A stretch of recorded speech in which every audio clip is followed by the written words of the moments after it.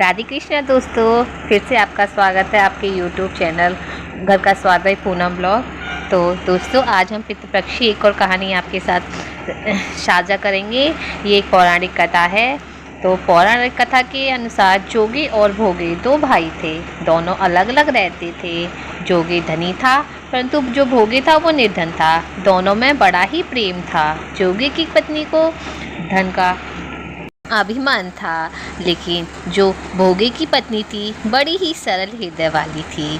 पितृपक्ष आने पर जोगी की पत्नी ने उससे पितरों का श्राद्ध करने के लिए कहा, तो जोगी ने इसे व्यर्थ का कार्य समझकर टालने लगा।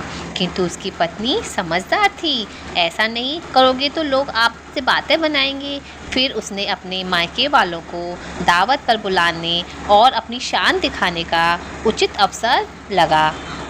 अतः वह बोली, शायद आप मेरी परेशानी की वजह से ऐसा कह रहे हैं, किंतु मुझे इसमें कोई परेशानी नहीं होगी। मैं भोगी की पत्नी को बुला लूँगी, दोनों मिलकर सारा काम कर लेंगी। उसने भोगे को अपने पीहर न्योते के लिए भेज दिया।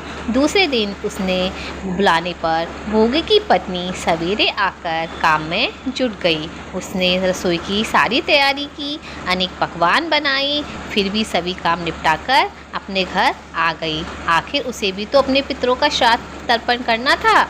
इस अवसर पर जोगी की पत्नी ने उसे नहीं रोका और ना ही वह रुकी। शीघ्र ही दोपहर हो गई। पितर भूमि पर उतरे। जोगे भोगे के पितर पहले जोगी के यहाँ गए तो क्या देखते हैं कि उसके ससुराल वाले आकर वहाँ भोजन पर जुट गए हैं।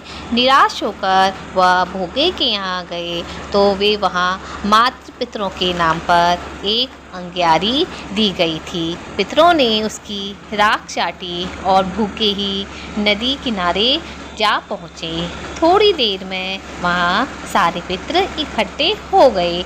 सब अपने अपने यहाँ के श्राद्धों की बड़ाई करने लगे, लेकिन जोगी भोगे के पितरों ने अपनी आप बीती सुनाई। फिर वो सोचने लगे कि भोगी अगर समर्थ होता तो शायद हमें भूखा नहीं रहना पड़ता।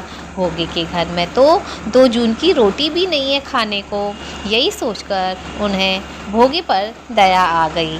वे अचानक नाच नाच कर गाने लगे कि भोगे के घर धन हो जाए, भोगे के घर धन हो जाए। सांझ हो गई। भोगे के बच्चों को खाने को कुछ नहीं मिला, तो वो अपनी माँ के पास आकर बोले, माँ भूख लगी है। तब उन्हें टालने की गरज से पत्नी बोली, जाओ आंगन में औंधी रखी है, उसे जाकर देख लो, जो कुछ मिले बांट कर खा लो। बच्चे वहाँ पहुँचे तो देखते हैं कि वहाँ औंधी में मोहरें भरी पड़ी हैं। वे दौड़कर माँ के पास पहुँचे और सारी बात बताई। आंगन में आकर भोगी की पत्नी ने देखा तो वहाँ वह भी हैरान हो गई। इस प्रकार भोगी की धनवान हो गया, पर उसे धन पाकर कभी घमंड नहीं हुआ। दूसरे साल पितृपक्ष आया। श्राद्ध के दिन भोगी की पत्नी ने 56 भोग बनाए। ब्राह्मणों को श्राद्ध बुलाकर श्राद्ध करवाया और दक्षिणा दी। जेठ जेठानी को सोने के बर्तन में भोजन कराया। इससे पितर बड़े प्रसन्न हुए और तृप्त हुए और भोगी को आशीर्वाद देकर पितर लोग चले गए। तो दोस्तों, आपको मेरी ये कहानी कैसी लगी? तो आपको अच्छी लगी हो तो कृपया आप मेरे चैनल को सब्सक्राइब कीजिए, लाइक कीजिए और शेयर कीजिए। तो ऐसी ही मैं रोचक जानकारियों के साथ जल्द ही प्रस्तुत होंगी। तो धन्यवाद दोस्तों।